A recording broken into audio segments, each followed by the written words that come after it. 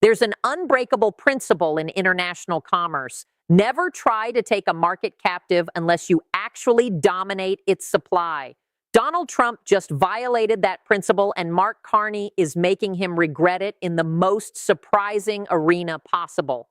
Picture driving up to the speaker on an ordinary Tuesday. You're exhausted after a long day. You order your regular meal deal. You pull out your card, and the voice through the static says, "Apologies, we've run out of fries." It feels like a silly one-off mistake. It isn't. Donald Trump attempted to strong-arm Canada. He sought complete dominance over the North American food pipeline.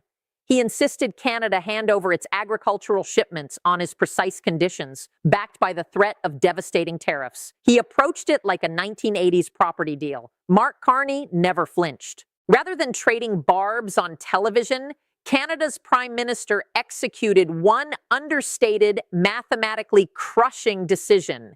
Now the fallout is rippling through the United States like a slow-motion tremor.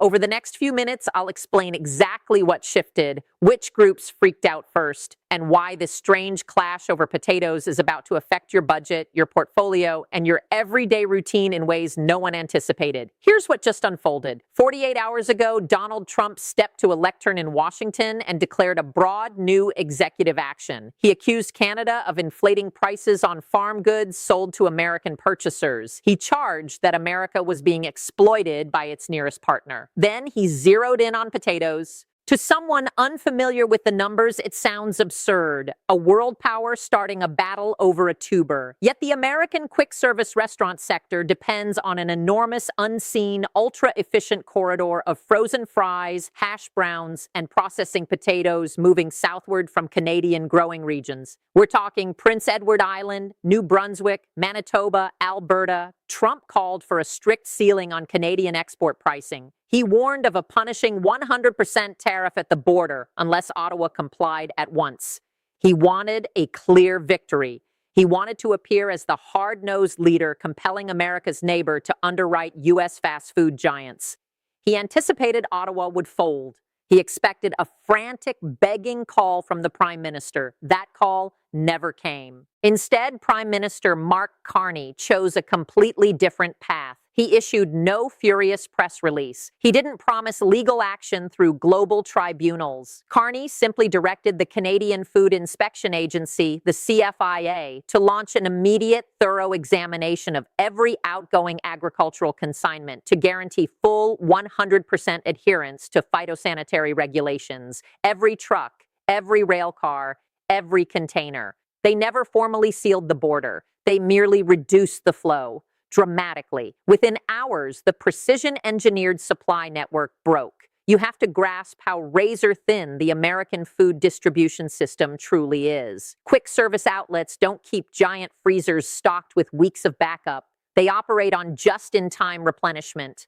The fries you order on Friday probably crossed the frontier earlier that week. When those temperature-controlled trailers halted at entry points into Maine, Michigan, North Dakota, the countdown began. Right now, the largest American fast food brands are in chaos mode. Distributors are sending urgent alerts about imminent countrywide deficits. Location operators are watching bare storage units. Trump believed he was pressuring Canada. Instead, he paralyzed the whole U.S. quick service sector virtually overnight.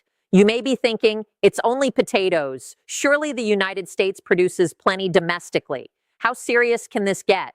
Let me lay out the evidence because the numbers are harsh and they strongly advantage Canada. First piece of evidence, the volume dependency. Americans consume an enormous quantity of French fries, and a huge, non-substitutable portion arrives straight from Canada. Recent trade figures show Canada ships about $2.7 billion in frozen French fries worldwide, with the overwhelming share landing in the United States, plus another $500 million in fresh potatoes. Firms such as McCain Foods and Cavendish Farms, deeply rooted in Canada, form the backbone of the worldwide fry business. More than 68% of Canada's potato output is geared toward processing. This isn't a minor activity. It's a multi-billion-dollar, highly specialized industrial system built for the American drive-through window. When Trump issued his ultimatum, he presumed America was the sole customer that counted and that growers in Idaho or Washington could instantly fill the gap. Farming doesn't flip on like that. You can't summon millions of tons of the exact processing varieties in a matter of days. Second piece of evidence, the border stranglehold. Footage from today shows border points at Woodstock, New Brunswick, and the Pembina crossing in North Dakota. Endless lines of refrigerated semis are parked, engines rumbling, exhaust rising. They aren't stuck because Canada prohibited departures. They're stuck because Carney's administration abruptly chose to enforce every existing agricultural safety protocol to the letter. Inspectors are screening for tiny nematodes. They're testing soil. They're scrutinizing documents with painstaking detail. Legally, under WTO obligations and USMCA provisions, Canada has every right to protect food safety. In reality, it's an ironclad, legitimate shutdown. You're witnessing bureaucracy turned into a precision weapon, and the United States has no legal countermove without breaching its own trade commitments. Third piece of evidence, Wall Street's immediate alarm. The financial markets registered the jolt right away. Check the share prices of the major quick service corporations. Within a day of Carney's directive, stocks of the biggest U.S. drive-through players began dropping sharply. Investors are retreating. Why? Because Wall Street understands something Trump overlooks. Quick service profits hinge on razor-thin margins. The real money comes from fries. They cost almost nothing to produce and sell for several times that amount. Fries are what turns a combo profitable. Strip away reliable fries and the economics of McDonald's, Wendy's, or Burger King collapse. You can't sustain those businesses on burgers and buns alone. Fourth piece of evidence, the corporate backlash. Phone lines into Washington are already lighting up. Leaks indicate the chief executives of America's largest restaurant operators aren't dialing Ottawa to protest. They're contacting the White House. They're livid. They're making it crystal clear to the administration that unless the Canadian channel reopens soon, menu items will start vanishing.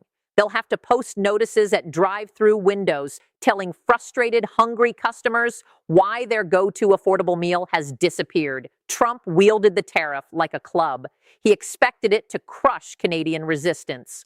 But Mark Carney recognizes that in today's tightly linked economy, supply chains function more like surgical tools. And Canada delivered the first expertly aimed incision. This explains why Trump is rapidly losing narrative control and why his team is scrambling in private. He governs by instinct. He spots an issue, shouts, brandishes a tariff, and anticipates instant submission. That approach succeeded in New York real estate decades ago. You intimidate the other side until they cave. It fails in 21st century global trade. Trump is caught in his own strategy. He raised the stakes with threats, but you cannot frighten a supply chain. You cannot intimidate a frozen spud. You cannot bargain with produce decaying inside a stationary trailer. When he floated those tariffs, corporate America didn't rally behind his bravado. They panicked. Here is the straightforward punishing sequence Trump set in motion. He menaced the border. Companies froze orders instantly. Carriers grew anxious. Trucking firms hiked rates to offset delays. Bulk prices jumped overnight. Operators shifted costs downstream. Consumers felt the pinch in real time. Now everyday Americans will bear the full cost of a political maneuver. Trump aimed to project strength on camera, but inside the West Wing, they are rushing to contain the damage. They lacked a contingency. There's no strategic frozen fry stockpile hidden away. Domestic growers can't pivot fast enough to offset a multi-billion-dollar hole. Potatoes demand time, particular conditions, and enormous dedicated processing facilities that require years and huge investment to establish. Trump started a contest he cannot win swiftly. The longer it continues, the worse his position becomes. His pressure tactic reversed on him. He tried to seize the U.S. market as leverage, expecting Canada to pay up to preserve commerce. Instead, Canada simply bolted the door. Even more troubling for Trump, his supporters in the American Midwest, the farming core, are growing deeply uneasy. If Canada is prepared to play this aggressively over potatoes, what occurs when they scrutinize American exports going north? What happens when Canada begins rigorously examining U.S. corn, soybeans, or dairy? Trump is learning that in a trade conflict with your nearest neighbor, damage spreads both ways. But the party that ignited it usually carries the blame. This contrast in leadership is unmistakable. Consider Mark Carney. He doesn't battle the way Trump does. You won't catch Carney firing off angry posts at dawn. You won't hear him hurling insults from a stage or spreading baseless accusations against American agriculture. Carney deploys systems. He leverages partnerships. He wields the precise, unrelenting logic of worldwide markets. He converts stress into advantage. Remember who Mark Carney was before entering politics. He led the Bank of Canada. He led the Bank of England. He worked at Goldman Sachs. He possesses deep insight into international capital movements, logistics networks, and economic pressure points, more than nearly anyone alive. He knows precisely how vulnerable the American consumer-driven economy is to abrupt disruptions. While Trump was shouting about tariffs on air, Carney was quietly reaching out to Europe and Asia. Reports suggest Canada is already accelerating export incentives and transport assistance to redirect those stalled loads. If the United States rejects Canadian farm products, Japan welcomes them, South Korea welcomes them, the European Union welcomes them. Canada already ranks as a leading supplier to those markets. Carney is constructing economic defenses for Canada. He is demonstrating genuine national independence. He is delivering a sharp, unmistakable warning to Washington. We are not your storage facility. We are not your emergency power source. We are not your additional province. If you want reliability, earn it through mutual respect and equitable commerce. If you want access to our goods, honor our standards. Carney never shouted. He simply increased the price of disregarding Canada. And markets place confidence in Carney. That is the decisive distinction. When Trump speaks, markets brace for turbulence and unpredictability. When Carney acts, markets recalibrate to a deliberate new baseline. Carney is pursuing a patient strategy. He understands that Trump requires a fast, symbolic triumph to satisfy his supporters. Carney requires no immediate headline. He only needs to maintain position, stay composed, and allow American businesses to compel Trump to retreat in order to protect their bottom lines. He is letting domestic pressure inside the United States do the heavy lifting. Take a wider view. This goes far beyond French fries. It represents a historic pivot unfolding live. Even if Canada feels distant to you, even if you haven't visited a drive-thru in a decade, Canada influences your life daily in ways that often go unnoticed. They supply the crude that Midwest refineries turn into gasoline for your vehicle. They supply the uranium fueling American nuclear facilities. They supply the aluminum in your car's frame. They supply the timber framing the home you're in now. If Donald Trump can disrupt the food supply line on a random weekday simply for television optics, what occurs next month? What happens when he targets energy? What happens when he imposes a 100% tariff on Canadian power feeding New England in midwinter? Costs will surge. Employment will disappear. Whole sectors will stall. This potato dispute is an alarm bell. It reveals the erosion of U.S. authority and international confidence. Alliances aren't merely documents. They are the unseen lifelines that keep food affordable, fuel tanks full, and homes powered. Trump is snipping those lifelines, believing he can reconnect them whenever he chooses. The rest of the world is quietly withdrawing. They are observing America detach itself. They are watching a superpower launch needless confrontations with its most dependable, most interwoven partner over virtually nothing. The period when America could dictate conditions globally without repercussions is closing. Trump is hastening that closure with his own decisions. Years ago at Davos, before he became prime minister, Carney was asked about the direction of world trade. He made a comment that drew little attention then, but echoes powerfully now. He said, "You cannot consume leverage. You cannot warm your house with a tariff. Reality always eventually trumps bravado." Trump is attempting to sustain America on bravado. Carney just demonstrated reality. Trump didn't bargain. He dictated. The Canadian border responded by pausing. So what happens next? Tension is high and the American supply clock is running. Three paths lie ahead in the coming 72 hours. Scenario A, the silent retreat. History suggests this is the likeliest. Corporate pressure grows overwhelming. Fast food advocates, financial leaders, and anxious franchisees surround Trump in the Oval Office. They present internal data showing voters will turn sharply against him once menu prices jump and fries vanish. Trump quietly rescinds the order late one Friday, declares he extracted a tremendous hidden concession from Canada, and inspections return to routine. Carney permits the face-saving claim, fully aware Canada secured the real victory and reinforced its autonomy. Scenario B, the intensification. Most leaders would de-escalate here. Trump rarely chooses restraint. He doubles down to shield his image. He directs U.S. authorities to impound Canadian shipments or impose steep duties on other categories. Carney, completely calm, counters by restricting a vital input, perhaps lumber for construction or crude for Midwest refineries.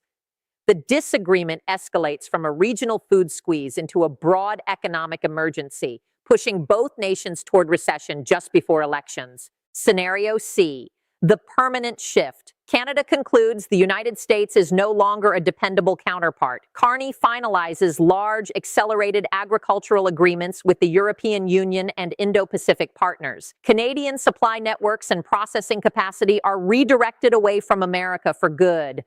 The United States permanently forfeits its low-cost, stable food import source. Quick service prices in America remain elevated long-term, reshaping diets and economic patterns forever. This ambiguity carries real risk. At this moment, even the White House cannot predict how far Trump will press his position. We are witnessing a profound restructuring of North American relationships. Donald Trump assumed he could intimidate Ottawa for an easy headline. Instead, Mark Carney revealed the underlying brittleness of the American economy. One discrete border instruction, one regulatory step, and the U.S. market locked up. Do you view Carney's approach as smart defense of Canadian independence, or do you see it as a deliberate challenge daring Trump to overplay his hand and damage the whole system? Share your perspective below. I read them all. And subscribe now if you want the next developments in this situation before conventional outlets even register what's truly unfolding. Events are accelerating. The landscape is shifting. Stay tuned.